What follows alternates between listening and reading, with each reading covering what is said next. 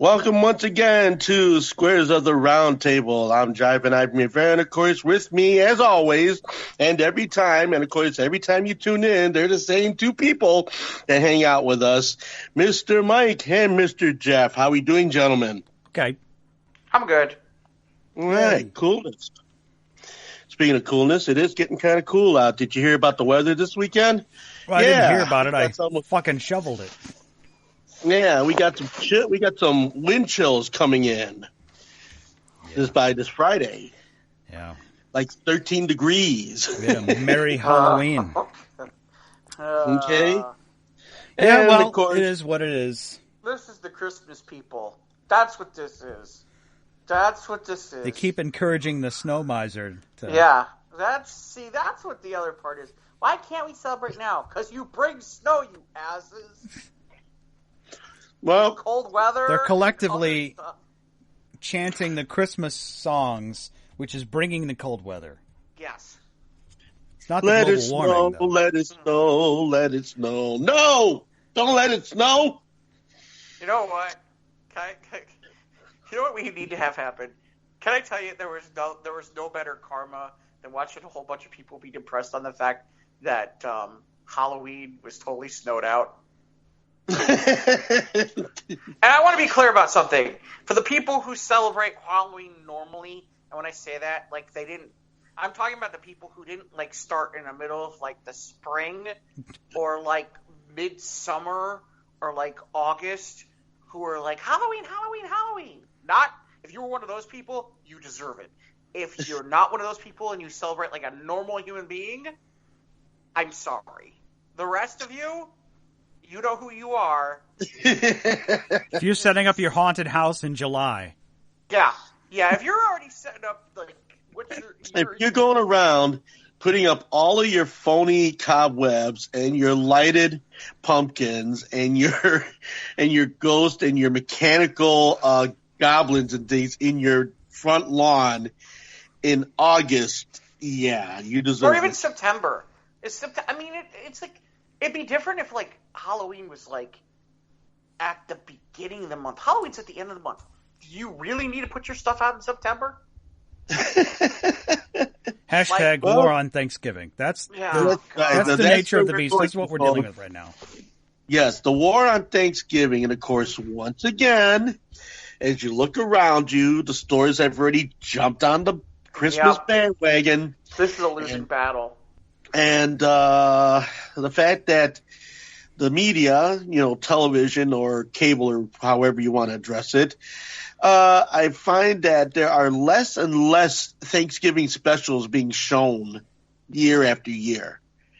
It's almost as though it's being erased like Columbus Day, now what somebody told me? Indigenous Peoples Day. You know what somebody told me? What's that? That Thanksgiving is like halftime for Christmas. No. Really? How is that halftime for Christmas? Wait a minute. No. Like, they're explaining it, like, the way I've seen the logic now is just like, okay, we start celebrating Christmas November 1, and then, like, Thanksgiving is, like, the halftime show, and then it's full-on Christmas to the fourth quarter. It's like, what? No. No. Are you high? No. They probably are on eggnog. Jeez Louise. It's ridiculous. Interesting. But it's a losing battle. It's a losing battle. There's too much money, too many people who just enjoy the hell out of it. I mean, just from, like, the joking stuff I put on my Facebook page, like the hashtag War on Thanksgiving, hashtag Turkey Strong, the amount of pushback is hysterical. I'm allowed to celebrate whatever I want, however I want. You can't stop me, blah, blah, blah, blah, blah, blah, blah. Okay, well, it's not that we're trying to wage an actual war on the situation. It's you know what the relevance of Thanksgiving is now? Has it been come down to? The episode of WKRP. Yeah, seriously. That's what it's come down to. You know what the worst part is? We're going to start seeing that episode on Facebook, like, in a week or two. Not like closer to time. People are going to start putting that out early so they can get away with more of this Christmas stuff. By the way, and locally in Chicago, as we're recording this today, guess what starts very, very shortly? The lighting of the Christmas tree. No. Well, forget the lighting of the Christmas tree. Guess what starts on Tuesday in Chicago? On 93.9 WLIT. Oh, my God. But, hey, you know what? Those guys get paid a lot of... See, that's the problem. Problem is there's too much money in this. Well, yeah, but the advertisers are paying for that. And there's too much... I mean, there's too much money in it all. There's too much money in the whole thing. And it's like, you know... Jesus walk in and be like, damn. I'm getting home from work today, and I'm flipping the channels during the news, and I saw a commercial, and the commercial read, "Why wait till Black Friday when you could save right now?" I'm like, gave my television the middle finger. Yep. I swear, there are people who literally went from Halloween decorations to Christmas decorations. Yeah, Thanksgiving, what the hell's that? I guess. Well... you can dress up as a pilgrim or a turkey, but even like I saw the news article today, Pam Anderson got accused of cultural appropriation because she wore a headdress for Halloween. Yeah, see, this is the other thing. Ready to celebrate Thanksgiving. That's the other part that starts. Oh, by the way, Pam Anderson, where the hell has she been for the last 20 years? Well, let's just say that the headdress probably is one of the better features on her because she did not age well. Really? Yeah. Well, she still looks good. Really? She's still got the hepatitis C, right? I don't know. I don't know about that, but all I know is I've seen some recent pictures of her, and she did not age well. No. She's not Raquel Welch, but she still looks good. Okay. Okay, so let's get started. Hey, Jeff, so how was your Halloween week? It's funny. I went to, so I ended up at a Halloween party on Wednesday night. All right, and, cool. For somebody's book launch, and it was that kind of thing. You know, Halloween costumes, to try to put it together, are far more expensive than I ever imagined. But I decided, I went for the hokiest costume, and it was just so funny and so hokey I had to do it. It was like one of those little pennants, and there was a hat, and it said "Go Ceilings," and it says "Go Ceilings" on the pennant because I was a ceiling fan. Oh. See, that's clever. That's cute and quick and clever. I wasn't going to win any. I wasn't going to win any contests. But it exuded your wonderful sense of humor. Okay. But in fairness, everything else was going to cost me a small fortune. That cost me like $20. I'm like. And then, to top it off, what I was really going to do was I was going to dress up as Jake Blues, and thank God I didn't because somebody else had. Okay. And then there were two people. Boy, you talk about cheating. Okay, go out and get a Superman shirt, then put it underneath your normal suit and tie, right, and open up the shirt to make it look like you're going to turn into Superman. Like you're Clark Kent, right? That's cheating. Yeah. That's cheating. Oh, there was 3 of those guys. Who were wearing suits and just had the S T-shirt underneath their regular suit? Yeah, there were 3 of those guys. I'm like, it was so funny because it's lame. I actually, the comment I made was, so I missed the memo. Apparently I missed it. Because I could have done that too. That I had a Superman shirt. That'd have been easy. Jeez, I could have done that. Yeah. Yeah, no, so there's that. And so you had a good time at the party? Yeah, it wasn't bad. It was at a Brazilian steakhouse, and I can't remember this is gonna hurt. I can't remember the name, but it was really good. Up in Schaumburg, and it's like over Roselle and Butterfield, I think. It was pretty good. Was it Fogo de Chao good? No. Well, in aspects it was different. It was good. I don't know. I can't answer that question. It was on par. The pricing is a little. In fairness, there was a special deal with this whole thing, So, the pricing was good for what it was. But, Well, that's groovy. But yeah, and I'm trying to think what else did I do this week? I feel like this week was kind of like a quiet week. Watch any TV? When do I not watch TV? I don't know. I just TV. Yeah, I watched way too much TV. Yeah. Other than that, I'm trying to think off the top of my head. It's like, what did I do this week? I have no idea.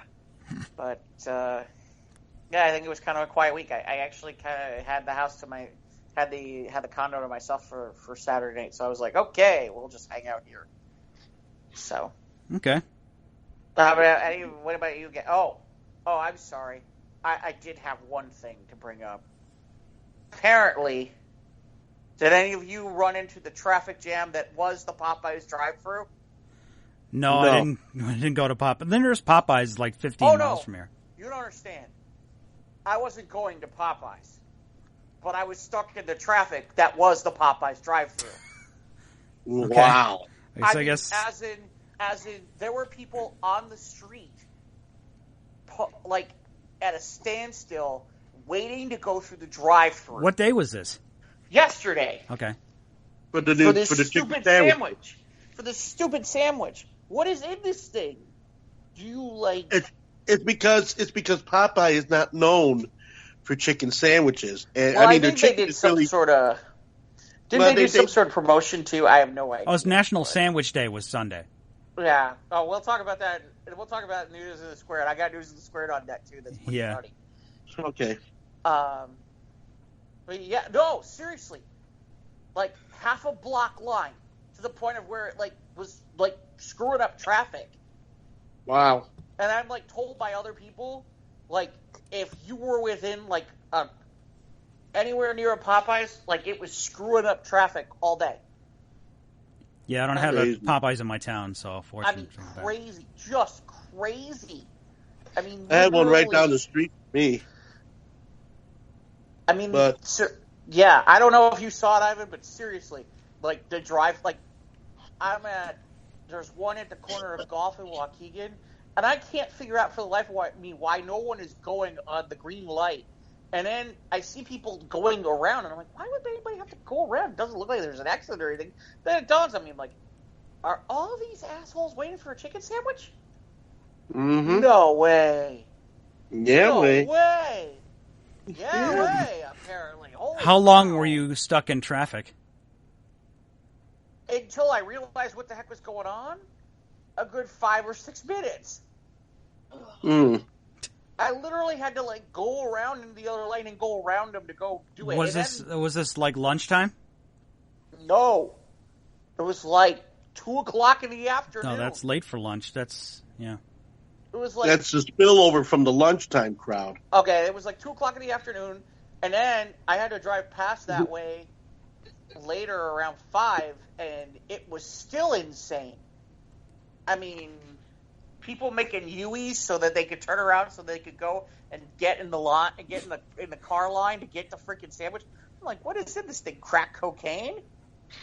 I don't know. Seriously. CBD. They fried it in CBD oil. There you go. Maybe. They just go home and smoke their sandwiches. I need a sandwich. I don't know why. But yeah, I didn't know if either one of you encountered this. But the Popeyes traffic jam. No. Yeah. I had friends of mine who were telling me in other locations across the country or across.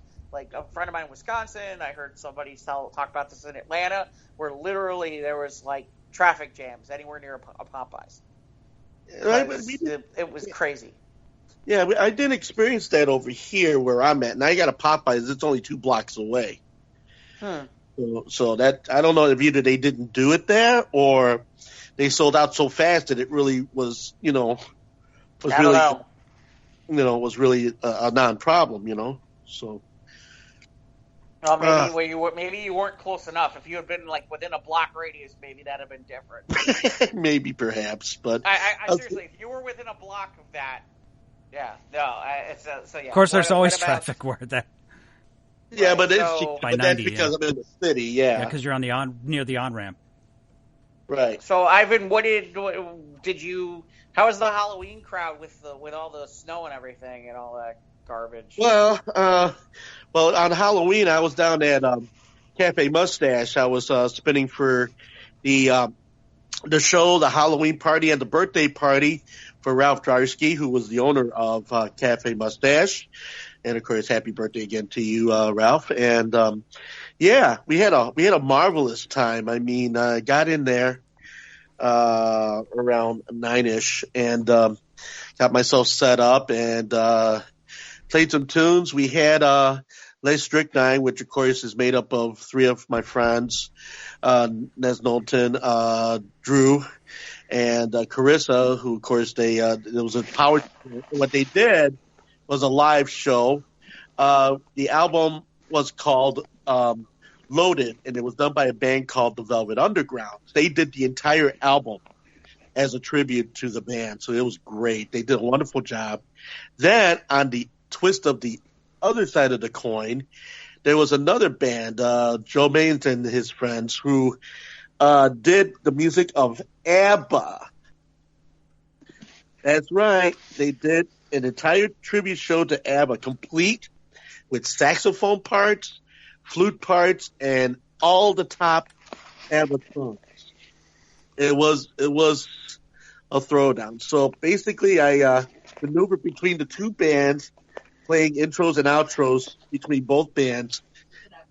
And then afterwards, after they were done, then I played out to the rest of the night. And I had a full house still at the end of the night. It was a really wonderful event. Did anybody ask for Freebird? No, nobody asked for Freebird. They were too busy. They were too busy dancing to all the other cool stuff, including Bat Dance and a number of other things I kind of pulled up out of my satchel and everything like that, which to the surprise of some of my patrons, because this is not like music I venture into too much. But, they were having a great time, and it was a wonderful event, a lot of great costumes, got to see a lot of wonderful people, good friends. It was really cool. It was a wonderful time, and it was just that type of a thing. Then Friday, I was over at the Jungle, and so I was over there and taking care of things over at the Electric Jungle, just kind of recouping and regrouping from our events from last week, which of course included on Tuesday the 12-hour Northern Soul event, which took place. It started at 4 p.m. and it ended. Well, it was supposed to end at 4 o'clock. It actually ended more like 3:30. And of course, to the dismay of a lot of the people that were going to the Detroit A-Go-Go that happened before our party, because what it is that they come. Wait, what's a Detroit A-Go-Go? Okay, here. Let me go back. Okay, the Detroit A-Go-Go is an event that happens in Detroit, Michigan. Okay. Yes, and wait, let me finish. And the thing about it is that it includes a trip to the Motown Mansion, Berry Gordy's estate, to the studio, Motown Records. A bunch of stars are lined up to do performances on that day. You get to see like Smokey Robinson chained to like a desk. Well, no, they saw a bunch of these great artists who were still out there doing their groovy thing. They actually did a wonderful job. I saw some video clips, and a lot of them were still in great voice, and it was very entertaining. And not to mention the fact that a lot of these guys from Britain, from England, they're all disc jockeys and enthusiasts themselves. The Northern Soulsters, that's what they are, the Soulies, or and all them. And we come here 3,000 plus miles to converge on Detroit for 4 days, and then on the 5th day, they come to Chicago. They rested? No, it's the 7th, Jeff. Oh, sorry. This is why I'm not good at religion. Nah, near am I. But anyway, so what happened was after that, on the 5th day, they came over to Electric Jungle and they danced 12 more hours across the board. And all those disc jockeys had an opportunity to come out and spin records and, just party hardy. Oh, yeah, you talked about it last week. Someone was asking for Charlie. Yeah, well, believe me, Charlie Charlie was around and about as well as other such crazy things. But as far as the music was concerned, tuna guy? Huh? The tuna guy. No, not the tuna guy. Anyway, but yeah, so they had a great time, and from what I heard from them, from some of the members of the people that came from that Detroit A Go-Go, they had a great time at the event, but the hotel fell completely short on all of the stuff that they were promised, and I feel real bad. And of course, also, I also want to mention June. If you're listening, I hope that you recuperate fast. I know you went through a very terrible time having your stroke on the way to the event, and I know that there's a lot of people who are pulling for you, and I know that on the Facebooks and on the Instagrams there are GoFundMe charities and such to help you through your situation, and we're very sorry that it happened to you, June. We'll put a link to one of the GoFundMe's on the Square's Facebook page for June. Yeah. Thoughts and prayers for June.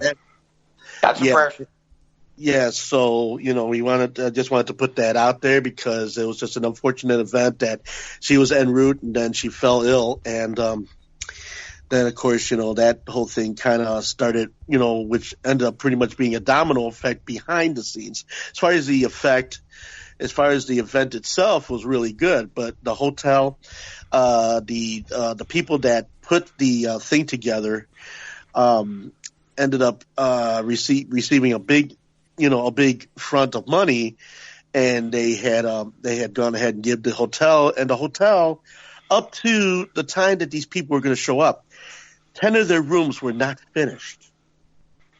So they ended up having to be in a room where there was no hot water, no curtains, plumbing, paint smells, no heat.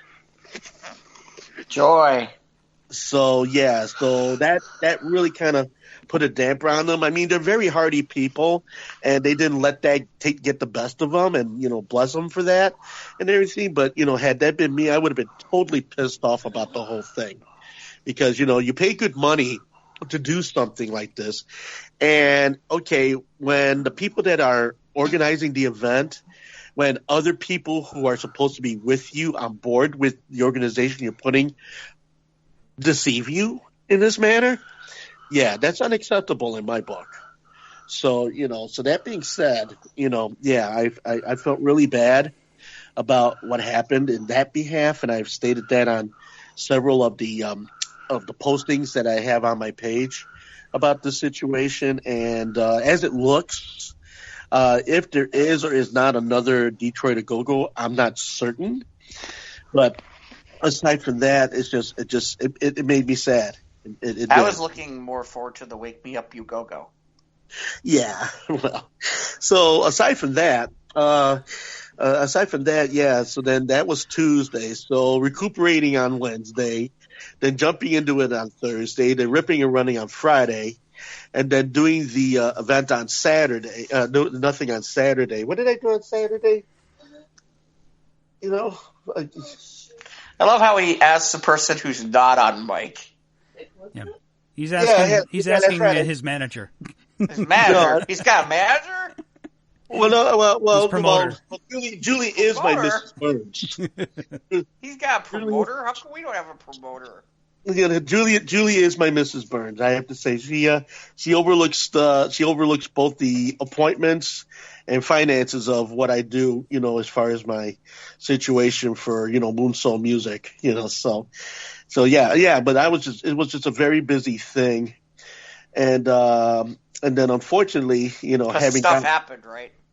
Yeah, I got ill, and I was supposed to have two gigs yesterday. I was supposed to be at the hoedown at the LA Corral and the Jazz Suite at Kohl's yesterday, but I couldn't make neither one because I was in abysmal shape by the time Saturday came around. I mean, Thursday I was getting bad, and I was thinking, oh, I got sinuses and everything, and then Friday happened, and then I just kind of went downhill after that.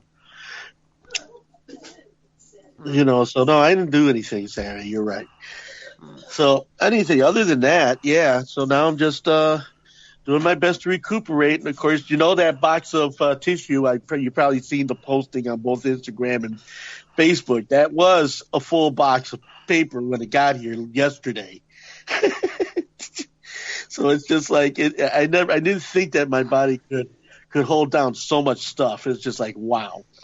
But I'm feeling better though today, and I wasn't going to miss today, So, but unfortunately now my poor baby over here is not feeling.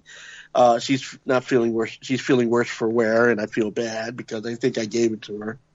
So I'm sorry, honey. I infected you. So that. Yeah, but that's been a long-time infection. There's nothing she can do about that now. No, I know. I've poisoned her mind. That's already done. She done. She done. She is falling into my clutches, and no longer will she be free. No. Now the cockroaches, on the other hand, they could be free. No, that's another deal.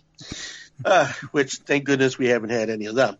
But and that's so this week, if I continue to be on the mend and everything, then I'm hoping to be swinging back to the Electric Jungle on Thursday by the time this post.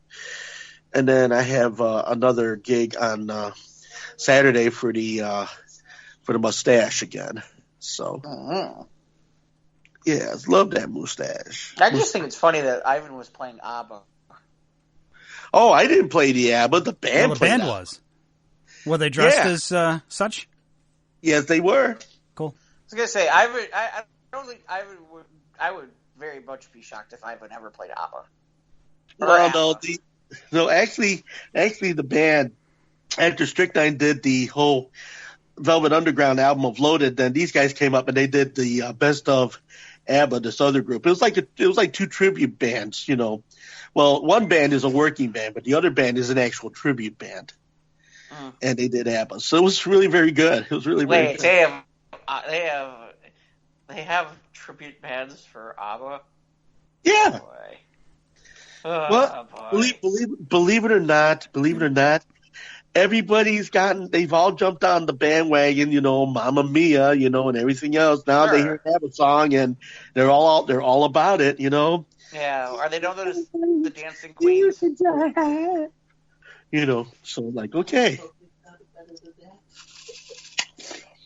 They're really good. What about you, Mike? I had a few more days off, so I got some work done around the house, and then I had to go back to work on Halloween, which is kind of was, well, that sucked. Because, just being in the snow, the roads weren't bad up by me. But we got a few kids, and I guess they gave some candy away. And then Friday, I saw Terminator Dark Fate. I'll get into that in a minute. Saturday, had to work again. The weather wasn't too bad on Saturday. It was all melting and stuff. And then Sunday, I raked. Oh, man. I'm aching, man. I'm on a steady diet of Tylenols. Man, I'm like... Like Troy? My full, I'm aching. Just using muscles I don't normally use. I can give you a tray of my naproxens if you want them. No, it's okay. But yeah, we shoveled some this merry Halloween we had. I shoveled a little bit of the sidewalk Thursday before I went to work. And then had lots of candy left over because not as many kids showed up. So took a lot of that to work and got some candy corn from a friend of mine whose son is a Cub Scout. So I bought some caramel corn from him, and I like caramel corn. So I like caramel corn. Yeah. I'm not big on cheesy popcorn, but I do like caramel corn. I like the one where they mix it. I like kettle corn and the caramel corn together. Okay. I like the kettle corn. You like kettle corn? Kettle corn's not bad either. Mm-hmm. Well, then Sunday, I was middle of raking the leaves, and I got a buzz on my phone, so I opened my coat, and I checked my phone. It's my coworker. One of my part-timers called in sick, and I wanted to break the rake handle in half. So anyway, I had to go in. I got a couple hours of overtime, so fine. But So how many people like came in like suddenly needing a whole bunch of stuff because there was suddenly snow on the ground? oh, we sold some shovels and lots of salt too. A lot of people had to get some salt on the ground so the little trick-or-treaters, the little monsters, didn't trip on themselves. I almost put together a Fat Thor Halloween costume, but I was like, nah, I don't want to wear this for like 8 hours all day tomorrow. So, that was the other costume I was thinking about, by the way, was Fat Thor, but I realized I needed... Because I got like the greenish flannel pants, and the Walmart had like the light blue hoodie, so then all he needed was like a burgundy robe, and then like a beard, like a wig or something. So right. That'd have been pretty much it. So. Yeah, the problem becomes when you sit there and you start doing that stuff, and it's like, if you don't have that stuff, then you got to pay for it. Yeah. And it's like... Things cost that money. That stuff starts to add up. Things cost money. I mean, seriously. So maybe I'll do that next year. Yeah, the only thing that resembled Halloween when I was leaving for the gig, I was waiting outside for my ride. And these two kids, and they're busy complaining, going over the ice all over the sidewalk. And I hear the brothers saying, "Come on, I want to go home, already. I don't want to be out here no more." And, of course, the little girl goes, "You fucking suck." Dude. And I just kind of sat there and like, oh, okay. Maybe she knew there was a house down the way that you maybe she's a listener to the podcast, huh? Yeah. maybe she knew the house that was giving out the full-size candy down the street, or who knows. Yeah. All I know is that these two kids, they were just like mad as hell because it just had, Halloween was totally obliterated. That wasn't bad. Well, in some of the suburbs, they were doing it like the Saturday after. Yeah, a lot of places like canceled it and postponed it for the following Saturday, which was better weather. So I can't blame them for that. And that's, like I said, one of my sister lives in a neighborhood where they used to have it on the Sunday before Halloween, and they'd have hundreds of kids. Well, a lot of people were doing that over the previous weekend. Yeah. Well, I was driving back from the Kane County show 2 Sundays ago, and we drove past one of the schools that was having a trunk or treat, where they have all the cars in the parking lot. They pop their trunks, and kids go from trunk to trunk to get candy. So it's trunk or treat. Wait, trunk to trunk? Trunk or treat, yeah. Where people would just park in the parking lot, and they'd pop their trunks, and they'd hand out candy to the kids. Mm-hmm. Hence the name Trunk or Treat. That is the most redneck sounding trick or treat I've ever heard in my life. Hey, you do that in Indiana. They do it in Indiana, I guess. Like I said, the most redneck sounding trick or treat I've ever heard in my life. I rest my case.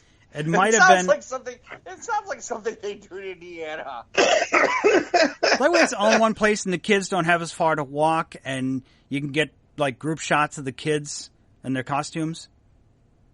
I can see. I think it's a clever idea. We never had it when I was a kid. But, no, me neither. No. All I keep thinking about is like if you got something like that, is it's like, yeah, we got a car stereo for you right here. Or here's a lug nut, or here's a wrench. Here's a tire iron. Yeah, seriously, I got some towels in the back. Here's some napkins from my glove box. I got a calendar from 1997. It's got naked chicks on it. You're good. Hey. Here's our road map I bought at the gas station back in 1983. It just sounds like those people you find. It sounds like the people you find in the alley in the van when you're looking to buy a TV. Like it fell off the truck. This was in broad daylight in a parking lot with a bunch of other people. It didn't seem right, but it still sounds kind of like I know that. it does sound. Hey, yeah, man, there's a sound to it man, that's kind of hokey. I got a bag of full size Reese's right that here, way, baby. Kids didn't have miles and miles to walk. It's good if you have like a big neighborhood with kids who don't have to walk as far. Really? That's the answer? Yeah, that's it's centralized. After all the calories that they're going to put down, the good idea is less walking. Like I said, all the parents, they get together and they can hang out and they can watch the kids run around in their costumes and take pictures and do the parent thing while the kids are doing the kid thing. Huh. That Not a bad thing.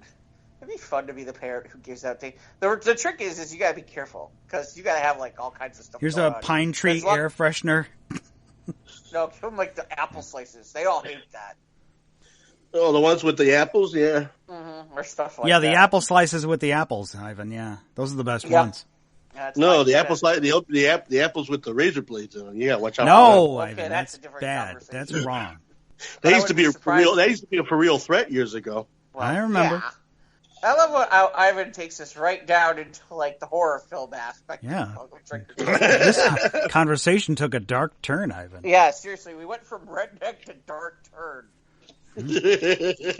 Speaking of dark turns, okay, so I was Here you go. so worried about this film, but Terminator Dark Fate, I really liked it, Okay, and I'm gonna tell you why. Okay, I hope so. 'Cause we've had- It's gonna be a short show. yeah, it's gonna be. It was three. We've had 3 films after Terminator 2: Judgment Day, and I've been chasing that dragon And since. they're bad. They were not good. There were not parts good. of them. There were parts of each one that I liked, and I suppose out of the 3, I guess Terminator Salvation would be the best one. And Which by the we'll way, do that yeah, one there will again. be spoilers here for Terminator Dark Fate. So if you don't want to listen, you might want to fast forward about 10, 15 minutes ahead. Yeah, so I went to a couple of friends of mine, and like I said, Terminator 2: Judgment Day is one of my favorite movies of all time. And this one, after seeing the 4th time's a charm, but I tell you, it took them long enough to get it right. Like between 28 years between 91 and 2019. Is it really that long? Yeah, it was Wow. 1991. Yeah. Shit. That's a long time ago. Yeah. Wow. Well, they needed Cameron to get it right, and Tim Miller was director of Deadpool. He's the one who directed, and he did a good job.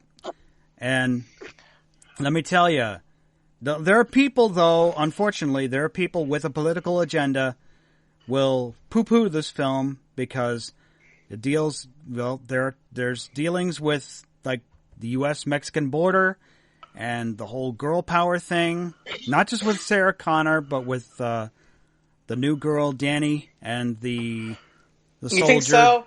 And the soldier who came back from the future to protect her, Grace. So it's this trio of badass women, and people be like, girl power, nothing, but no, I didn't see that. Fuck I yeah, saw power. action. Fuck yeah. So cool badass action, and it had almost like the feel of T2. Okay. But I'm going to tell you, Okay. they did the one thing. Here's the big spoiler. I'm going to drop it now. They did the one thing that needed to be done to resuscitate this franchise. Every Terminator movie is always about John Connor.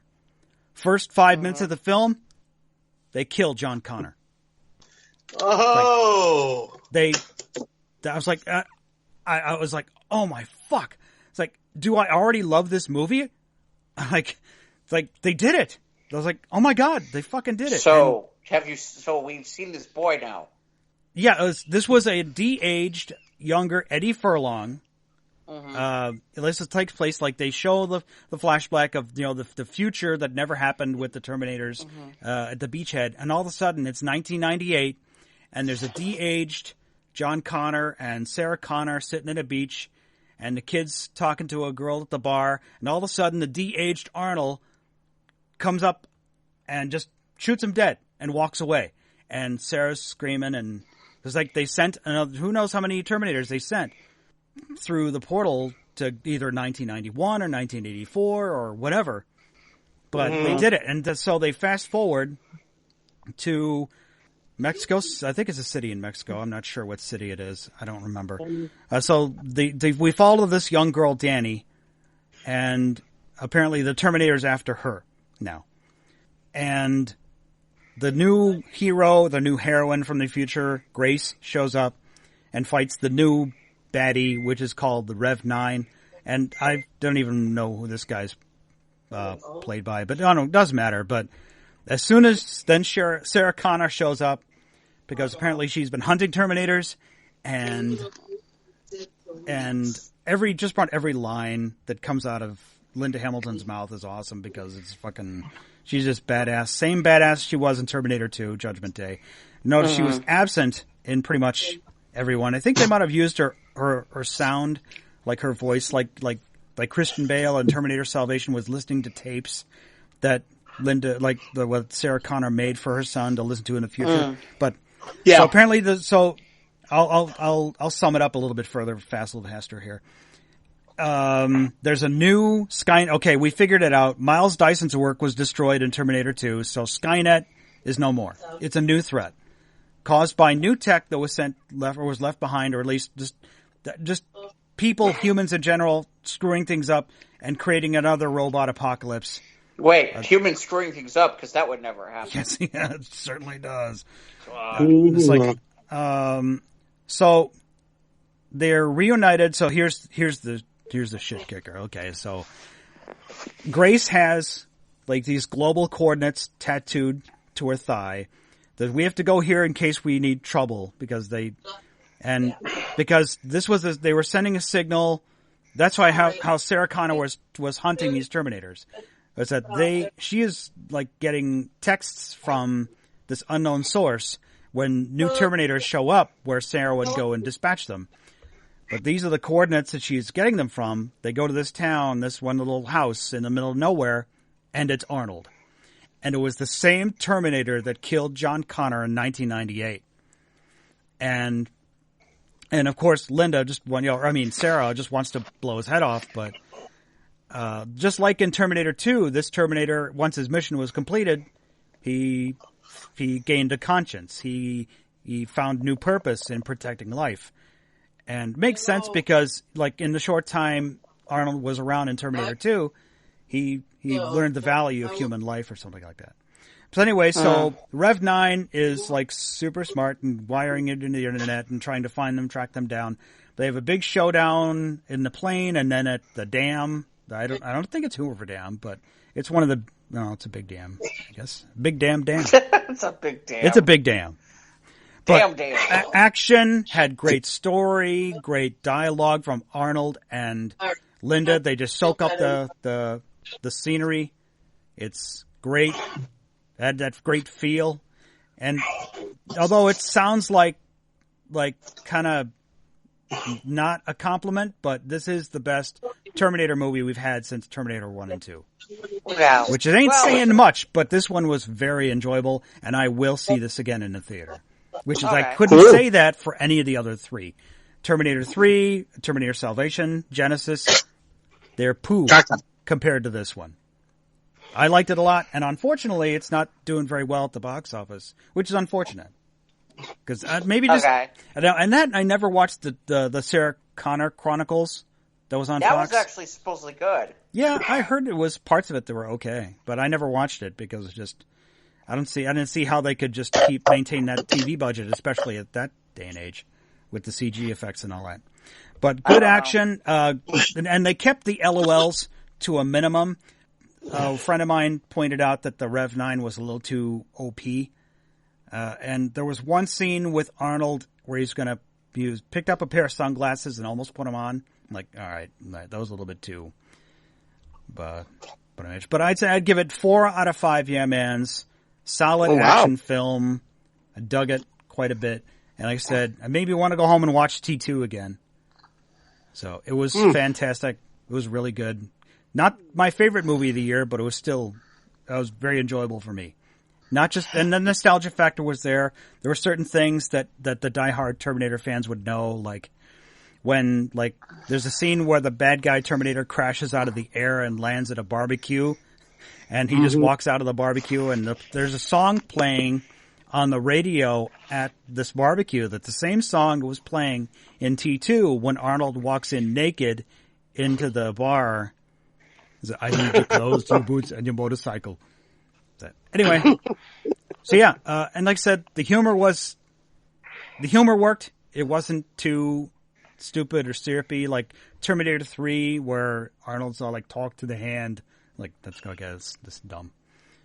But no, it worked. I liked it, and I will see it again. Okay. Wonderful. Y'all have any questions? Well, Easter egg? Yeah, I was going to say, is there anything at the end? Do they do anything post-credit? No post-credit scene. Okay. But they are kind of leaving it open for a sequel because Danny and Sarah Connor do kind of drive off in the Jeep when she's the young, because why you care about this girl? Because Sarah says, I was her. And it sucks. That this young woman who was ripped from her life and saw her family die because this thing was trying to kill her, and they were in his way, unfortunately. So they set it up for a sequel, and I could see how it could be a sequel, and maybe Arnold might return, but I don't see why he would have to. But it's still cool. Maybe it becomes a new Odyssey from here. Yeah, they've set up a new threat where it's not Skynet, it's something else. It's called Legion, which is okay, but doesn't have to be called anything. Could have been just some stupid thing, but anyway, it was not about, like I said, there are people who might be all like, oh, it's just a bunch of girls now. It's all like, this Me Too movement. But no. Yeah, well, that's, we gotta, those people who are narrow of the mind. Yeah, I didn't see that because we had Sarah Connor being a badass in 1991 and no one said shit. Yeah, well, honestly, I think part of it is you've had all these movies along the way that just haven't been very good. And I think that affected things. I think at this point it's, now you're going to make a movie that's worth seeing. No, I paid money to see all these other ones and they weren't very good. And I think it hurt the franchise. I think it did. And I'm not saying don't make those movies. I'm just saying that I think that there's a lot of people where there have been 3 or 4 Terminator movies, and they really haven't been very good. No, you're right. And I think that affects things. I think what they should have done, instead of make so many Terminator movies, they should have made a number 2 that incorporated all of the elements of all the other movies that they would have had to spread out across 3 and 4 and everything else. And then perhaps had that been a more solid showing, then this would have been the third movie in line, which really would have made a great trilogy. Well, they wiped the slate clean with this one, and with the past 3 films, they've had ownership issues, and Cameron wanted nothing to do with it, but Cameron was in on this one. He co-wrote it and he produced it. So Cameron came in and fixed it. He had his hands on it, so at least the Modokuma quality was there, Yeah, there was quality of story. There was quality of dialogue. It was good action. Right. And great character here's moments. my real question for you guys. What's that? I'm going to point blank it. Is Arnold Schwarzenegger not the box office draw he used to be? Probably not. What was the last movie? Remember, he was he was like a sheriff somewhere where he was yeah, it's just it was here and gone in the theater. So many bad movies. And he did one was a zombie apocalypse where he was trying to save his daughter or something. I can't Then there was True Lies. Well, that was way True back. Lies That was good. That was successful. True Lies was good. Yeah. Okay. But then you had Kindergarten Cop, which was not so good. No, that was a good movie too. That was more in Arnold's heyday. You're talking about 1990s, Ivan. Ivan, I don't know what you're talking about. Yeah, Ivan, those are the good ones. Arnold's been in a couple movies recently, and they're just quite forgettable. Well, and I think maybe just because the younger generation is just done with the Terminator franchise. Well, it's what's happening to the Terminator franchise, I think, has a lot to do with what's happening with the zombie franchise. How far are you going to stretch something out and then make something good to try to save it, or try to, resurrect it somehow? Yeah, some of it can be added up to fatigue, but it's currently 84% on Rotten Tomatoes. Which is not bad. No, it's not. It was a good movie, and I'd say it was a I'm not saying it's not a good movie. I'm just curious. It's not a good movie. I want to see this movie. Yeah, but I'm just saying that. But I'm saying that on the strength of what has happened, I think this movie should have happened a lot sooner in order to save the franchise from its. I agree. Well, but that wasn't going to happen any sooner. No, because the studio wanted to make it, and they were going to make the film that they wanted to make. Right. Okay. Fair enough. Yeah. I mean, But the thing is that when you're up against, you've still had Maleficent and Maleficent. yeah, and Joker. They made $13 million, 13 million each the same weekend, where Terminator Dark Fate made almost 30 million. So they're still taking a piece of that pie. And Joker's been out for 6-7 weeks, and it's still making good coin at the box office. yeah. Well, it's funny. I'm finally gonna probably see it tomorrow. You said that last week. No, Yeah. now I really am. I've got plans with This people to time see for tomorrow. sure. Presto. Yes. Pretto, shut up. But anyway, Yeah, I'm this looking was- at Arnold's filmography, yeah. and there's a lot of stuff here where it's like I don't even know what's. I mean, other than the Expendables, I'm looking at stuff like The Last Stand and That was it, Escape yeah. Plan Yeah. and Sabotage. I don't even know what Yeah. Sabotage is. Something called Maggie. What? I guess he was in Terminator Genesis, by the way. Well, he was Grandpa. He was something called Aftermath, something called Killing Gunther. Gunther. He's Did a got lot some of stuff really on the good way. He's got some stuff on the way, but yeah, he hasn't. I'm trying to look. I mean, technically, The Expendables is a solid movie because all those guys were in it, and that was a good payday for those guys. Those 3 movies, but. Apparently, what? He's not the draw anymore. He's just not the draw anymore. A lot of He was in something called The Run. See, it says here he was in The Rundown, but isn't The Rundown the one with the Rock? I don't know. I'm not I sure. don't know. I'm looking at some of these Collateral Damage, The Sixth Day, End of Days. I mean, I kind of laugh because really, in reality, Arnold's heyday is stuff like in the 90s. it's the 90s. I mean, okay, Batman and Robin, yeah. Chill out.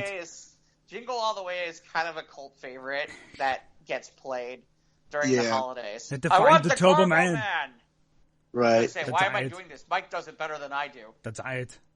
Eraser was solid. Junior It was all right. It was the one with Junior was Vanessa all right. Williams and James Caan. True Lot. I'm sorry. Eraser. Yeah, Eraser was James. True Lies was good, and Jamie. That's the one with Jamie Lee Curtis, right? Yeah, Yeah. nice Yeah. eye candy. Yeah. There's one called Beretta's Island. I don't remember. Last I Action don't Hero remember was that one either. 93. I mean, I'm just looking at some of this stuff. I mean, yeah, really, reality. Schwarzenegger was Kindergarten Because- Cop. Wow, Kindergarten Cop was 1990. Kindergarten Cop. 1990. Kindergarten Cop was 1990. Jeez, that's a Yeah. long time. I didn't realize how long ago that was. That Wait, where's preceded Twins? T2, because T2 Yeah, came out in where's- 91. Right. No, I'm Right. like, okay. So wait, when did Twins come out? I think it was 80s. With, Twins was 88. Wow. With Danny DeVito, yeah. Wow. But that was a good movie. Wow, that's a long. I didn't realize that was that far back. That was a good comedy. I like that. That was good. Yeah, that I just didn't realize it was that far back that he did those 2 comedies. That it's okay, yeah. Yeah, we're getting Wow. up there, boys. So We're getting up there, boys. it's not even the getting up there. It's just you think I'm like those 2 that I'm thinking about. I'm like I figured I thought they were later in the 90s. They're not later in the 90s. They're Yeah, practically later in the 80s. late 80s, early 90s. It's like whoa. Did Yeah. you ever see Hercules Goes to New York? Huh? Did you ever I've see heard Hercules of- Goes to New York? I've seen snippets, but I've tried to avoid that movie the plague. I watched it. It was bad. Oh, I'm sorry. It was very bad. He's dubbed over voice guy. Yeah. Yeah. They dub over his voice. That's even. Even God. more horrendous. But yeah, I just don't know. I don't know if I'm curious. It's interesting to see. I'm curious if they will get another shot at this because apparently the numbers have not been Yeah, the numbers ain't good right now. right. And next week Okay, sucker bet to you guys. I bet you nothing comes of it after this movie. I don't know. Well, hold on. It depends. It depends. Who is Mike? Who do you know? What studio was attached to this? Paramount. Is it Paramount? Paramount Yeah, Skydance. Okay. Yeah, Paramount. Paramount. See, because here's what I was gonna say: if they're connected to one of the studios that has that one of those streaming services. Although it's funny because aren't they merging? Oh, and Paramount it also was part again? 20th Century Fox. So. Oh, is it? It was part Fox as well. Really? I didn't realize that they had a hand in that. That's interesting. Well, if Fox has their hand in it, then it might get some added mileage on one of the streaming services. The distributor was Paramount, according to Box Okay, Office. so then that's probably going to be it. But it's made $123 million worldwide. So yeah, well, okay, very, so that's very good the internationally. I was going to say that's the other thing. If it makes money internationally, then it might get. If it makes big money internationally, it might be okay. Yeah, so that's always a possibility too. Right. I'm just not. That's not one that I'm in. Like I said, there's just a lot of stuff right now where I'm not in a hurry to get to a theater for it.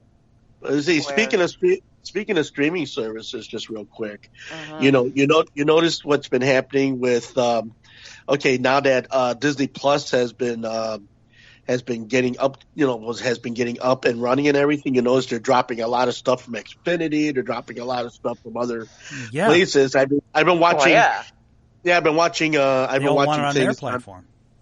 I've been watching things on the internets and just like call up your cable companies and ask for a refund because they're taking this movie off of your thing. And I'm thinking, you guys are stupid, man, because the fact that why are they going to run them there when they got their own thing they can run? So it's funny you say that because I saw something because with my package that I have with Xfinity, I get Stars, and Stars is one of the people who's doing that. So I call up today. I call up Xfinity today. And they're like, well, you're not losing Stars. They're just taking a certain amount of channels out. And I was like, okay. Right. And at first I was a little annoyed because it was really for the good for them. And then they should have gone with the lead, which is, we're removing that so that we can give you Epics at no additional cost, which is another movie channel. They're giving you Epics, the Epics channel, which is where they've got like Pennyworth and that new one from what's his name? Oh gosh. Oh, that's gonna kill me. Oh shoot. Search it. That thing about the Harlem thing that it's with this is gonna I know his name and I hate when this happens. Globetrotters? No, not Globetrotters. Not Globetrotters. The Apollo? Forrest Whitaker. That's the one. Bingo. Forrest Whitaker is doing a new series over there. That's where DC put the Pennyworth series too. So there's some interesting stuff off of that too. Forrest Whitaker. I kind of laugh. I kind of laugh because I'm like, I'm gonna get another major movie set channels, even though Stars is like sitting there going like, oh, this is gonna be horrible. No, it's not. Actually, it's gonna be much better. Thank you.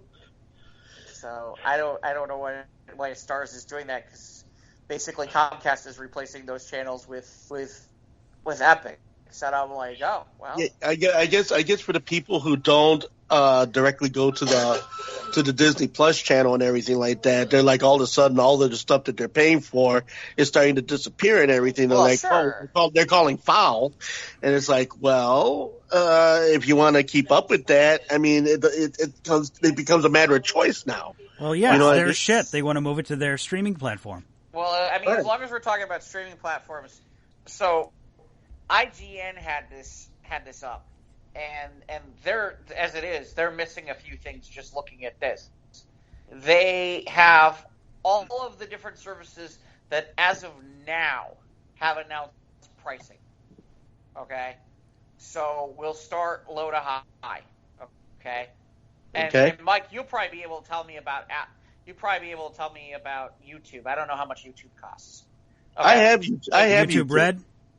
Yeah, YouTube Red. I don't know how much YouTube Red costs. Well, no, I don't got Red. I just got regular YouTube. I think it's like everybody's got regular I think it's like YouTube. $5 or $6 a month. Maybe. Okay. YouTube Red.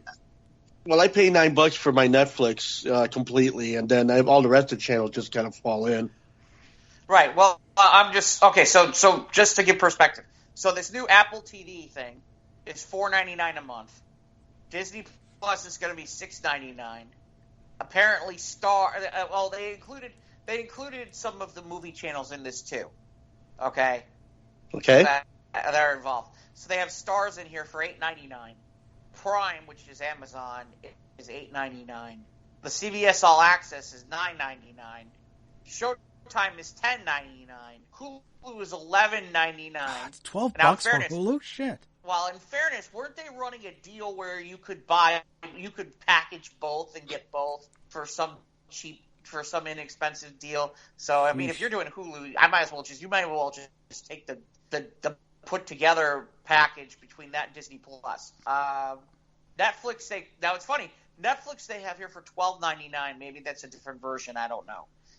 And then they're saying HBO Max, which is going to include HBO, and HBO subscription is going to be $14.99. This does not include that there are no numbers on Peacock yet. This is missing DC Universe. This is missing WWE Network. This is missing. Well, you get the idea. And YouTube. Those are the ones off the top of my head that I can see they're missing. Based on the ones they have listed all by themselves, they're talking about pricing.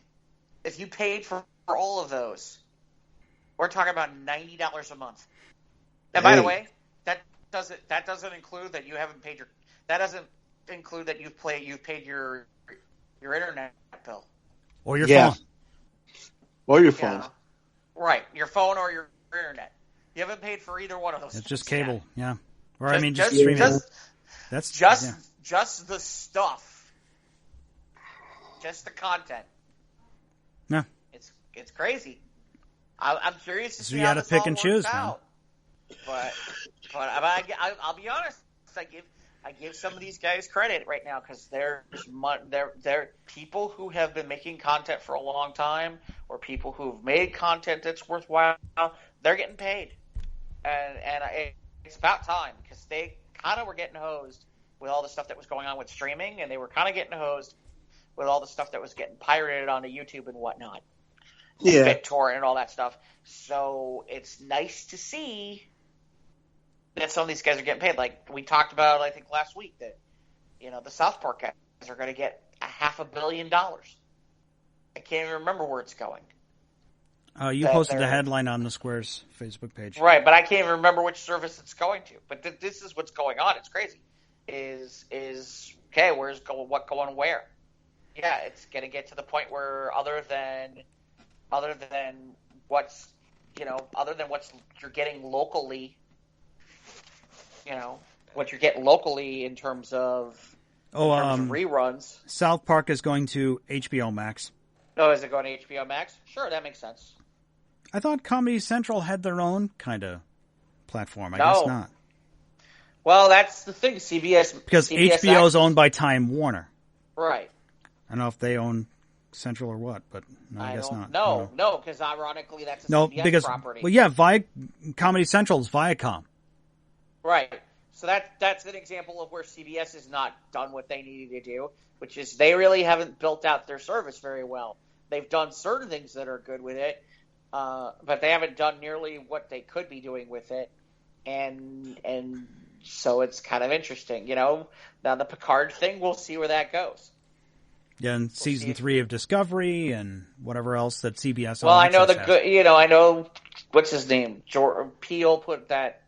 Was it Key or Peel or one of those two was doing the Twilight Zone on there, and then the Good Fight's been on there, and it's been doing well. So again, the problem is outside of those, there isn't a lot of new content there. It's all okay. If you want to watch old CBS content, you can. And I don't know what else that includes. I mean, I don't know if that includes MTV. I don't know if that includes Comedy Central. I don't know if that includes anything that used to be Viacom or CBS. I think that's one of the reasons we're talking about remerging. if it doesn't include any of that, it almost sounds like a mile pile lot, like back row shit. Now, hey, you want to hear some more content? Well, here you go. Well, but it would be all old CBS content. Like my guess Right. is like I assume all the episodes of MASH. This make it fascinating to see where the streaming services lie in 5 years. Right. Yeah, it may be fascinating. And meanwhile, Netflix is dumping money into original content. Yeah. And the hype is building for The Irishman. Yeah. Right. People getting pissed off that they can't see it in the theater. The tickets are getting scalped on Broadway. Are they really? Yeah, the Broadway screenings for The Irishman are getting scalped. Wow. And I bet you they're in the 4 digits too. I don't know what the pricing is, but I put it this way: if it's the hot ticket, there are guys out there getting Well, they're doing $800. They're doing a real limited engagement. Yeah, and people are pissed. Engagement. A lot of the movie chains are pissed. Well, yeah, because they're not going to get it, and the hype is built so much for this film. Well, and to give perspective, and because Ivan knows around where I live a little bit, you know what theater's getting it, Ivan? What theater? The Pickwick in downtown Park Ridge. That's who's getting it. What? That's not even a stop. I was surprised that's where they were going to go. That would have been the last. That would have been the last theater. That would have been the last theater I would have thought to see a movie. It's a Pickwick. They probably made certain chains mad, and it sounds like they had trouble finding places. But that's the only place in the area that I found that was going to have it. And I don't remember when they're going to have it. I think it's in the next week or so.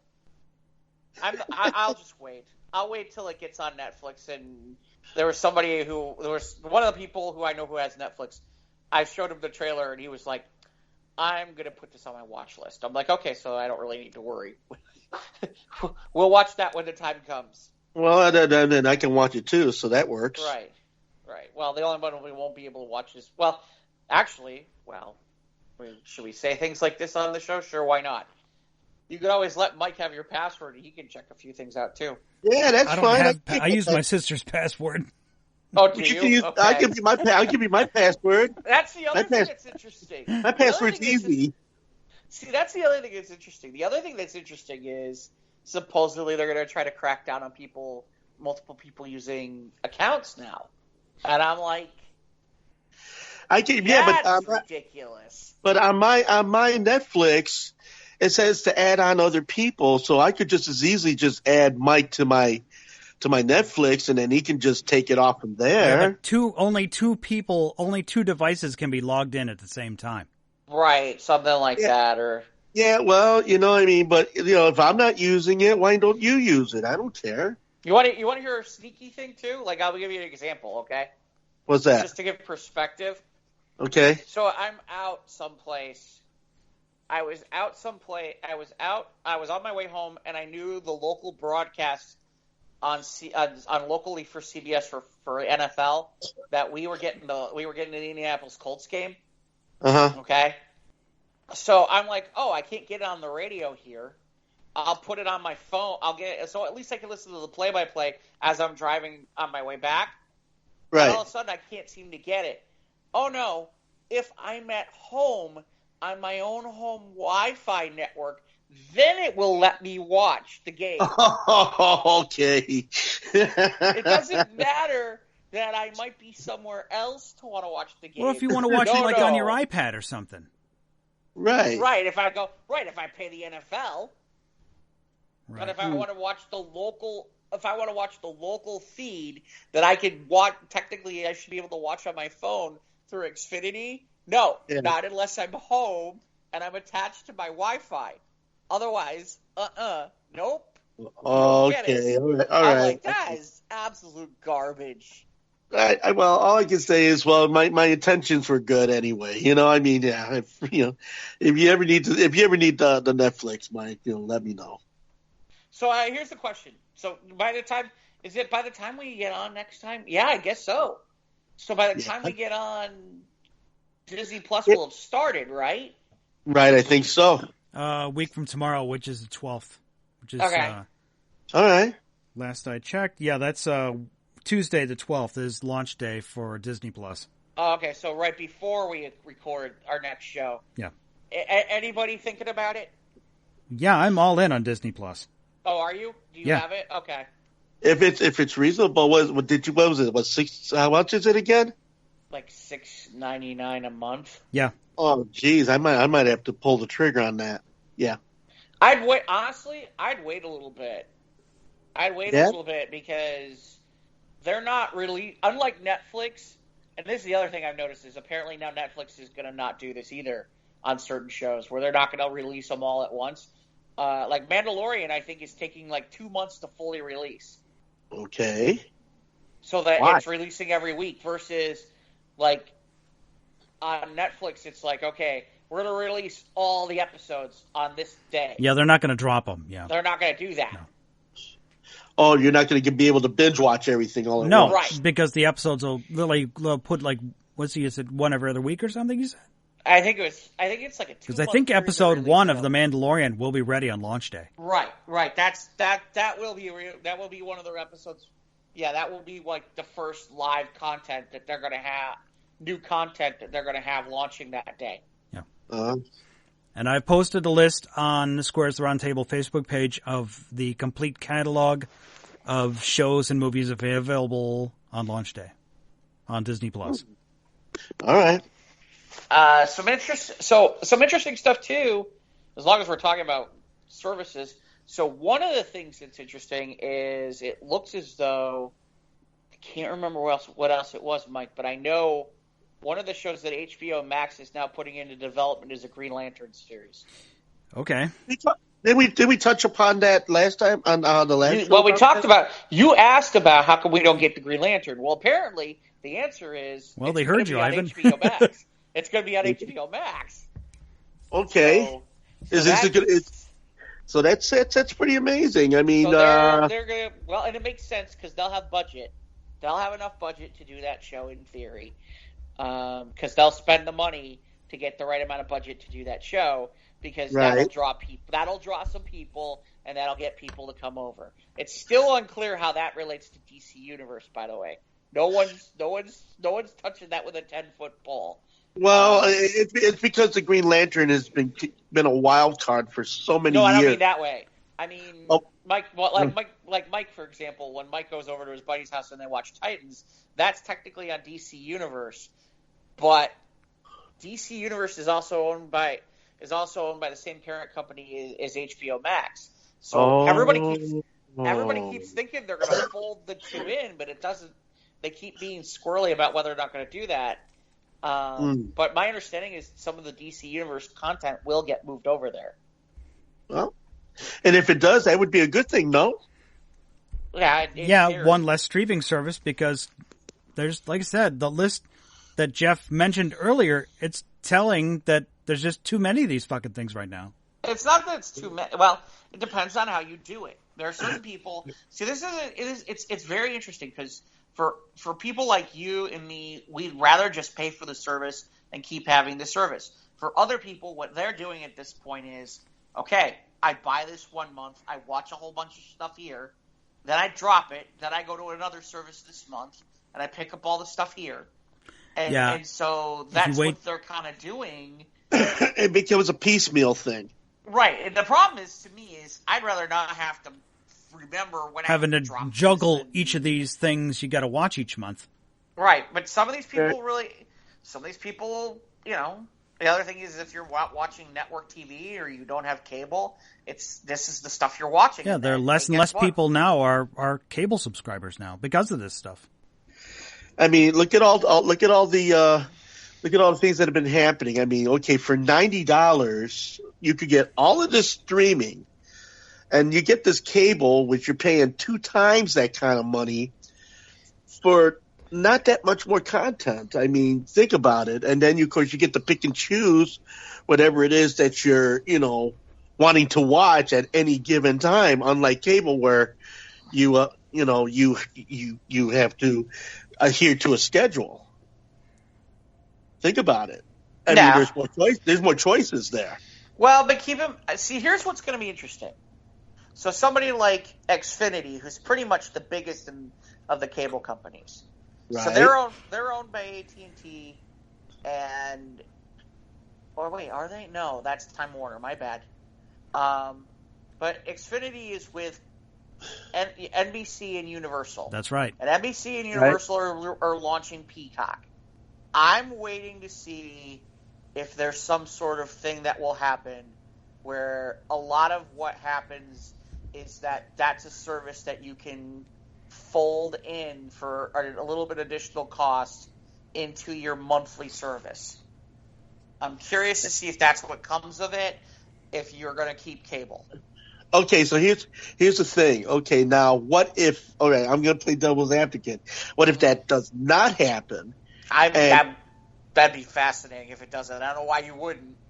That's what I'm saying. But I'm saying, what if that doesn't happen and you have to pay for both Xfinity and Peacock, or better yet, if I could just forget Xfinity and just take Peacock and then fold it into whatever else I'm doing on this side of the dial. Well, the other interesting part about Peacock is that they're going to do something. They're going to do something that I haven't heard any of the other networks talking about doing. What's that? That is, they're going to launch with sports, which is the Olympics. Ooh. Because there's a lot of ancillary content with the Olympics. Right. That's a big kickoff. I mean, the Olympics is huge. Right. So they're, you know how when the Olympics is on, it's like on every cable channel. I get the impression that a lot of that stuff is now going to go to Peacock instead. So if you want to watch certain types of things, you have to go to the Peacock. Yeah. So they have the exclusivity about it. Right. Got it. All right. Yeah, fair game. It'll be interesting to see how many people really want to get that off the Olympics. Because I don't know how ESPN Plus is doing on what they're doing. But then again, and then the Olympics. Okay, especially, there's a lot of great moments in the Olympics. Don't get me wrong, but I kind of find that much of the time when I get to see what is happening on the Olympics, the timings are always kind of, wonky, or just, when something comes out. That's where Peacock will come in. That's where Peacock will come in, and that'll give you. And don't get me wrong, there'll still be certain things that you're going to find on cable and on the networks because there's too much money involved. But right. Yeah, no, it'll be a little bit more precise, friendly if you're on there. Okay, so basically, I could go to the Peacock and say, "Hey, I want to see Jamaican bobsledding." I'm just being facetious. Jamaican bobsledding. Well, not this year. Now, in 2 years from now, in 2 years from 2020 and 2022, yes. Yeah. Because that's when winter is. This is only going to be summer. Oh, okay. Well, then I want to see. But if you want to watch LeBron, LeBron and Team USA. There you go. Yeah. All right. Or you want to watch boxing. Okay, or if I want to watch all the other summer Olympic things. I know Julie's there, so Julie, be careful. But women's beach volleyball. Oh, that's fine. Women's beach volleyball. I've seen some of those women in the bikinis. Some great stuff. But they got muscles. Big muscles. That's okay. That's okay. They can dig me out any time. Take out of the stand, will they? I'll take a spike. Death by snoo. Ball to the head. But yeah, so just to go back to it, HBO Max is going to be. They're doing a superhero anthology show called Strange Adventures, and then they're going to do a Green Lantern show. According to this, Strange Adventures is a 1 hour show that will explore clothes and immorality tales about intersecting lives of mortals and superheroes or superhumans. Sounds like a soap opera of some sort. Well, sounds like it The almost Boys. kind of sounds. You know what it sounds like? What? What was that show that was on NBC that was the comedy that didn't go well? God. There's so many. Powerless or something? Yeah, that's right. It kind of sounds Yeah, like it went that, nowhere. but not. It was gone fast. It was growing fast, but it sounds similar in some ways. It sounds a little like the Guild, but except without superheroes. The other thing is apparently the other thing with HBO Max, because again, a lot of announcements. Apparently, I don't know why there's a lot of announcements coming, but apparently new Looney Tunes. Okay. New Looney Tunes from HBO Max because they own that. So okay, well, all right. Well, let's hope they treat that franchise a little better than the last time they treated it. I mean, I loved the Looney Tunes show. Okay, I mean, don't get me wrong. I mean, it was a great resurrection of the old, classic cartoon and everything like that. The writing was sharp. Some of the character redos kind of left me, Well, we know we're getting new episodes of Animaniacs soon. Right, and that's interesting because that's going to be on Hulu. Yeah. Because that contract was before all this happened. Right. And then, now I just hope that they're not going to come under fire like they did in the 90s for some of their innuendoistic episodes and such. I mean, Minerva the Minx and, others of the like, type of My situation. understanding is it's only going to be Yakko, Wacko, Dot, and then they're going to do Pinky and the Brain. Oh, okay, so they're not going to go... I don't know that they're doing any... They're not going to go with Slappy Squirrel, or they're not going to go with Minerva Minx, they're not going to go with... Chicken Boo. Or all that other stuff. Yeah. I don't know. Based on the way they've explained it, it doesn't sound like it, which is too bad, because... Some of this stuff was great. They'll find a way to get some of those characters in, I bet. I bet they'll find a way. I'm sorry? I bet they'll find a way. They may have to work them into individual episodes, but I don't think they're going to have the standalone cartoon content because when they had standalone cartoon content, then they the old fogies are busy going, yeah, you can't be showing that to kids, no. And yet the kids love that. The sex symbol, really. It's not the old people. It's just I don't recall anybody saying that, but okay. Yeah. Well, I've read some history, about because I always wondered why there were no more Minerva Mink episodes than the ones that were actually made. Well, it's because Warner was put under fire because of her over sexualizing situations that was the cartoon. She was a minx. Okay, and well. If you go to the history of what the socialization of what a minx is, better not date her. She's a minx. They just exuded that in the cartoon form, but it's still just a cartoon. But everybody had all these problems with, I don't like her bust line, too much cleavage. Her clothes are too tight.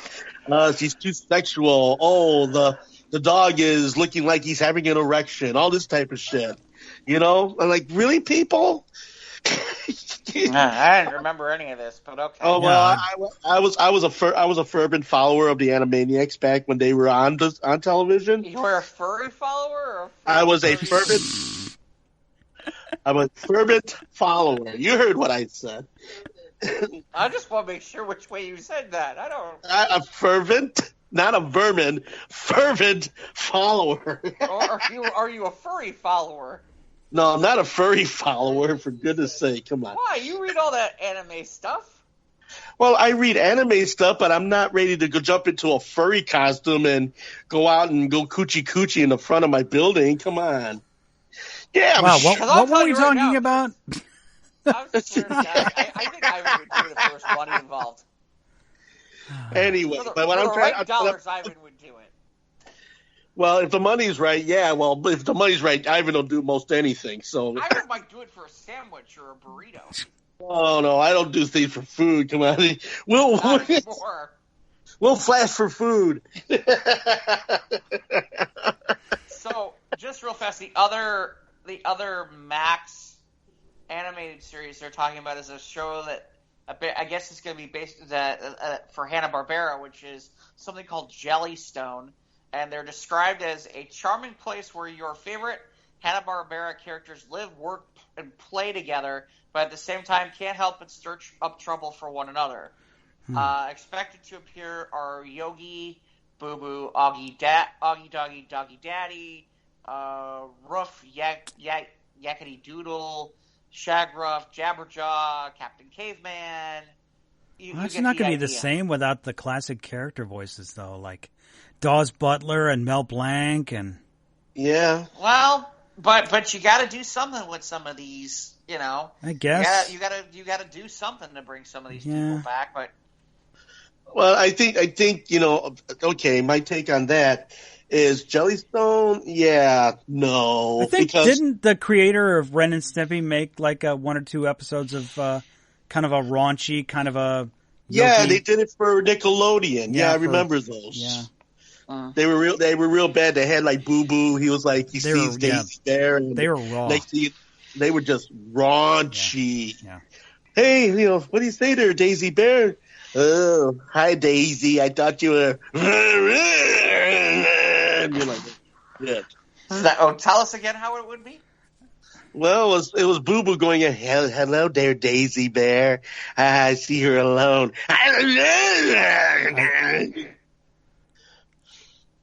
You know, Should I make him do it again? No. Okay, just checking. But anyway, yeah, I guess so. We're getting a reinvention of some of the old Hanna-Barbera. Right, but they're better standalone as just Is being Boomerang lumped still together. around, Ivan? Yeah, I think so. Yeah. Boomerang, Boomerang is still around, but they're just the cartoon content on Boomerang has gotten just as heinous as it is on Cartoon Network. You know, I mean, all right, yeah, given okay, you know, Gumball, which I like Gumball, given Adventure Time, which I like Adventure Time, but as far as like for a lot of it, okay, I haven't watched any Steven's Universe, so it would not be fair to say anything about Steven's Universe. But as far as what I've seen on Boomerang, yeah, they're just rehashing a lot of the old stuff, like the old Tom and Jerry cartoons. Let me see, they're rehashing a lot of the Scooby adventures, and then they have some other things like the Wacky Racers, which is it's okay. The new episodes. The new episodes of the Wacky Racers, yeah. And then they also have one, Oz, which of course it's about the Wizard of Oz, of course, you know, and all this other shit. You know, but all I'm saying is, all this other shit. You know, so all I know is, That's a good summary. It's a good episode summary. Yep. You know, well, towards the end, I kind of just got tired. Yeah, the witch takes episode 50. The witch takes a poop. Yeah, pretty much, you know. Oh, no, they stole my slippers. I got to get my slippers. Oh, okay, I'm here at this adventure. Now I got to go ahead and find my slippers. You know, you're just like, the fuck? Trying to think before we get out of here. Is there anything else we need to... Well, I guess there's going to be possibility of a new Superman series, a Superman Lois series on CW. Yes. Yeah, we talked briefly on that last week. Did we? Yes, I can't remember if we did or we didn't. Okay. Yeah, and then the director for Ant-Man is back. Right. So That's good. Peyton Reed's back, so they've confirmed Ant-Man 3. We've confirmed another Spider-Verse movie. Yes. But it seems like it's going to be forever. Did you see that one, Ivan? Which one? Into the Spider-Verse? No, I didn't get to see that one. It's on Netflix. I'll have to go see it now. It's on Netflix. It is definitely on Netflix. I will go check it out. Oh, by the way, speaking about Netflix, have any of you guys been interested in seeing Dolomite? Yeah, we talked about it. Yeah, we talked about it, Ivan. Jeff saw it last week. Yeah, okay. We talked about it. Yeah, we did talk about that. Yes, we did. All right. I know, it's been a long week. That's like, what did we not talk about? Yeah, it's just that I've been, one day has been going like another in the last week. It's just one thing after another. So sorry if I'm, having that's fair. The only other thing I can think of, Mike, is so the Game of Thrones guys are not doing their Star Wars trilogy now. Yeah, they're out. They're out, and then there's a lot of talk about creative control being an issue. So, I'm sure that would be a lot of it. Well, yeah, that's good news and bad because the people who from what I'm told, they kind of messed up the finale to Game of Thrones. So right, yeah, I don't think they're going to have an opportunity to rectify it. They need a creative team that's solid in storytelling. Right. And there's more teams than that than just Orky and Kurtzman or the Game of Thrones people. I'm sure they'll find some creative talent to get the next trilogy off the ground. But you figure something like that, a property like that, in order to do that, would have to really be invested in what it is that they're doing there. Because, you get a lot of people that, they'll take on a project and then put their own spin on it for what they feel they think it's what it's supposed to be. And then the fans are just like, what the fuck just happened here? So they got to be careful with that kind of thing.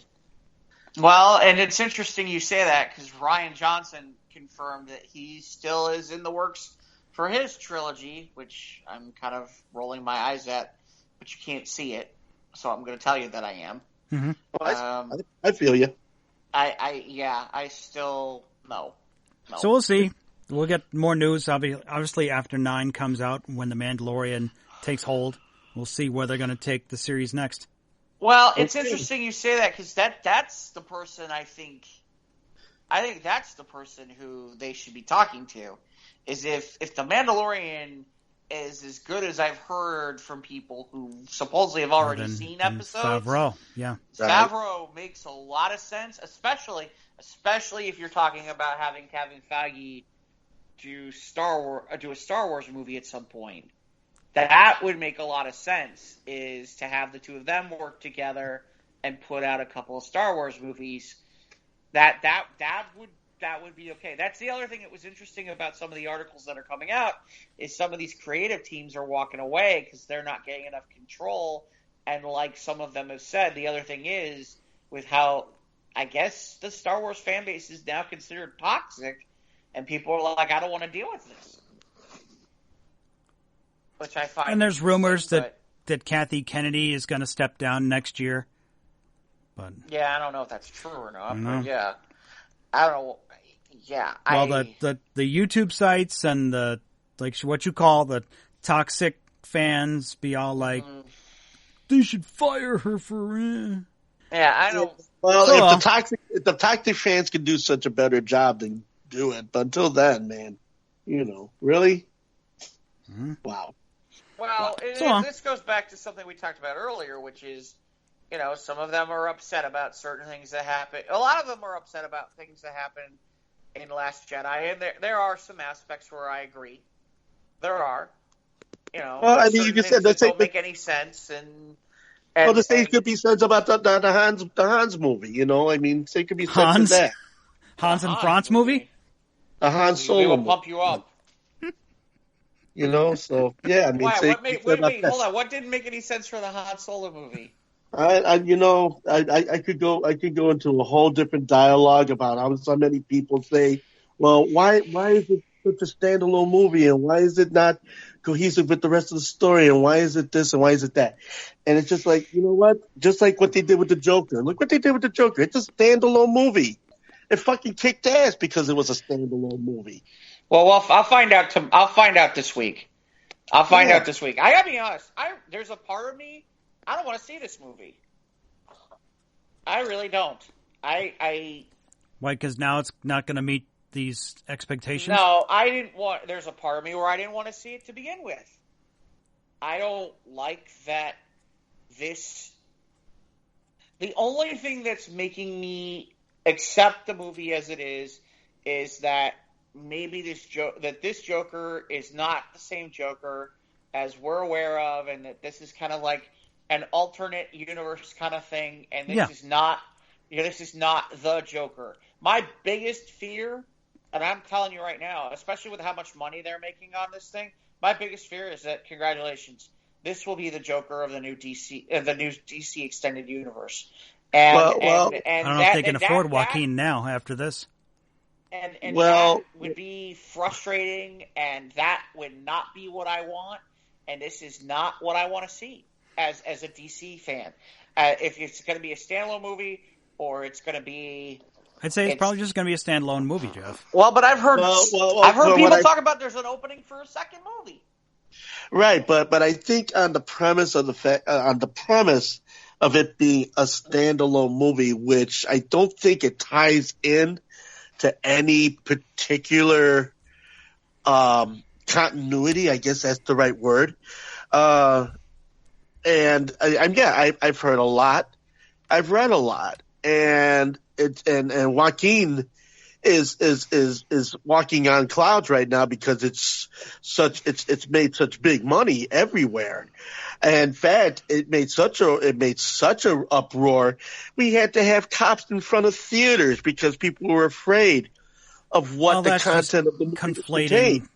That was just a little bit of, I don't know, Puffery? maybe the wrong media outlets kind of overhyping the Colorado shooting at the Dark Knight Rises screening.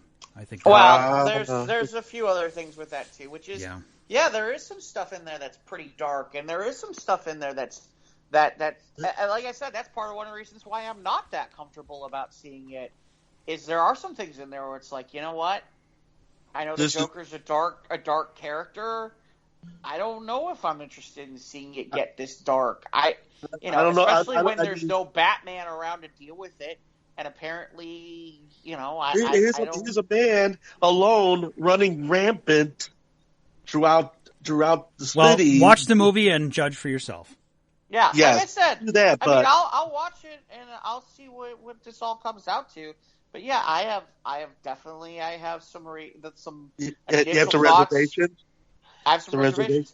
I didn't like the fact too that essentially they didn't seem interested in the concerns of the fan base. They were more interested in critical acclaim and trying to make this an Oscar-winning movie than they are about the fans. And so did you think that Joker is kind of an attempt to glorify just the directors and the producers and just let's win an Oscar? I think the scary part is that I think the scarier part is that to do this, we're using one of the most vile villains in all of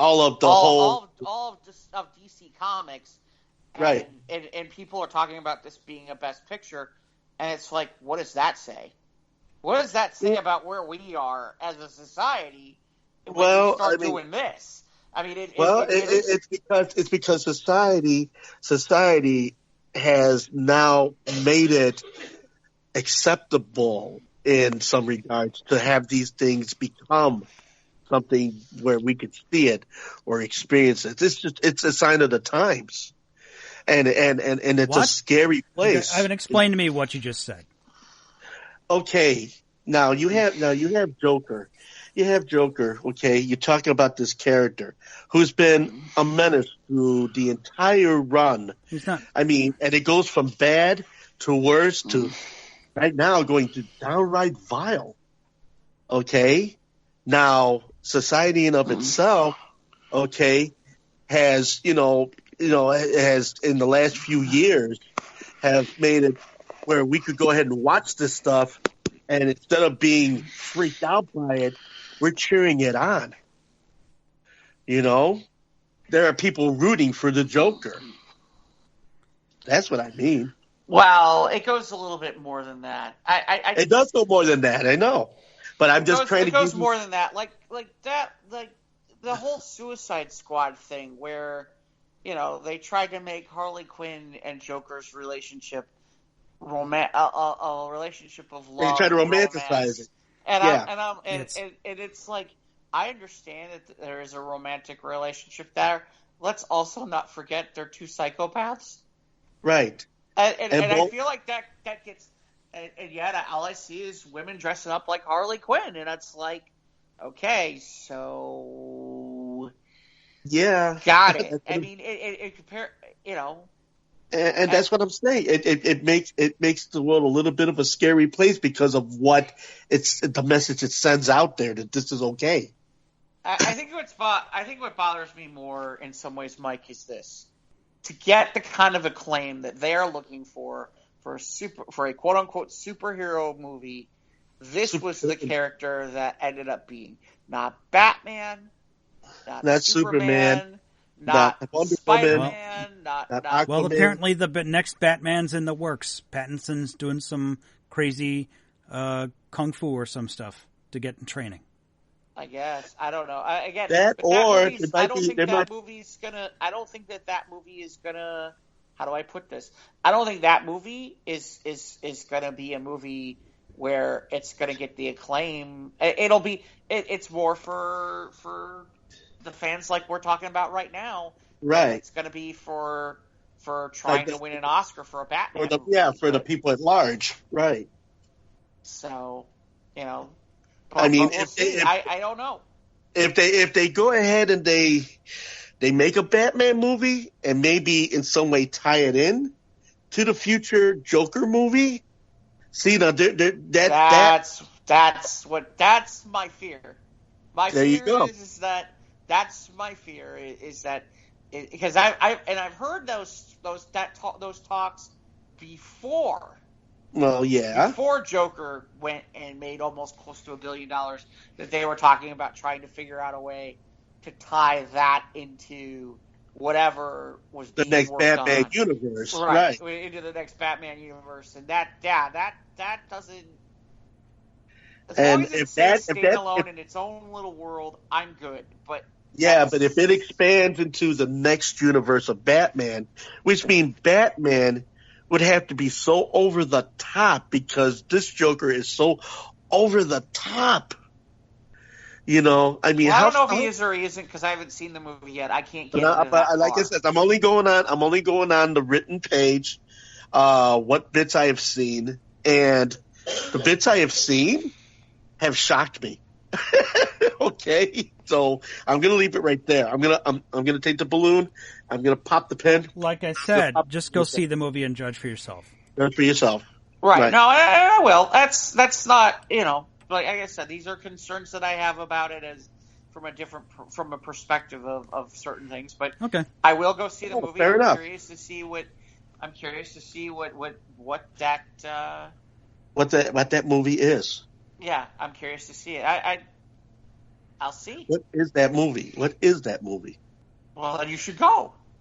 I'm going to go. Julie, take Julie. Get her some popcorn. Julie's like, I ain't going to see it. No, I guess I'm alone on this one. But okay, but here's something. I'm sociopath in my real life. I don't need to see it on the big screen. Did you catch that, boys? No, because she's No, not on she's mic. off mic. No. She goes. I see enough sociopaths in my real life that I don't need to see them on the big screen. Right. Well, of course she does. She's from Indiana. So, wow, I think we can close on that. There we go. We Tell them where should. they can find us. Where can they find us, Mike? We are on Instagram and Twitter at SOTRT Podcast. We're on YouTube. Click the bell, subscribe. You'll know when new content drops. And, of course, you'll have our new wacky news stories on Facebook to follow our sister show, News of the Squared. Shout out to Scott. Scott. God.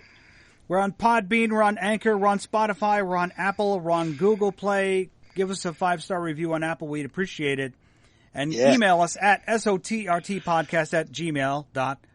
And if you do, we'll be So I'll give you a back. hint. We already at least got one 5-star review on iTunes. Yay! All right. Got Awesome. at least one. I don't Hey, know how that we'll happened. take it. I'm We'll not take telling it. Anybody how it happened? But We'll it take happened. it. Invite your friends. Go ahead and invite your friends down to the Squares of the Round Table podcast. Please, please, please. Invite your friends. Well, you should To get- invite some friends. I've invited friends. Okay. Yeah. I've invited friends. Okay. Just checking. I have. I put it out there. I do my little bit. Uh-huh. Uh-huh. At Cafe Mustache? At Cafe Mustache, at Logan Arcade, at Okay. Toll's. Yes. Okay. Yes. I know we can't put it up at the hardware store, so it's just not going to work. He's already got enough Print screws the- and nuts. Print the logo on some stress balls or something. We Well, should yeah, have our you own, saw that thing where if you... we should have our own You koozie. know what it is? I need to print them up with a rock on it, so they're like rock stress balls, so I can hit people who are playing Christmas music and call it Jingle by Jingle Ball Rock. I saw that today. That was classic. I can do. I can right. do that. One long more, as they're and we're going to stress close with their Christmas has 12 days, and none of them are in fucking November. So Yeah. Right. Even the dogs know that, though. That's right. On the first day of Christmas, my true love gave to me. Never mind. Okay, let's get the hell out. Well, yeah, I was going to say, they on the first day of Christmas, I realized that everybody already shopped for months. Yeah, that's the thing that amazes me. I've talked to some people, and they're like, "Oh, I'm already done with Christmas shopping in August." Yeah, well. Like, Well, wow. speaking of done, we'll see y'all next time. Yeah, See you next episode time, everybody. 75. Episode 75, gentlemen. 75. That's 75. It's alive. Wow, that's more than some comics.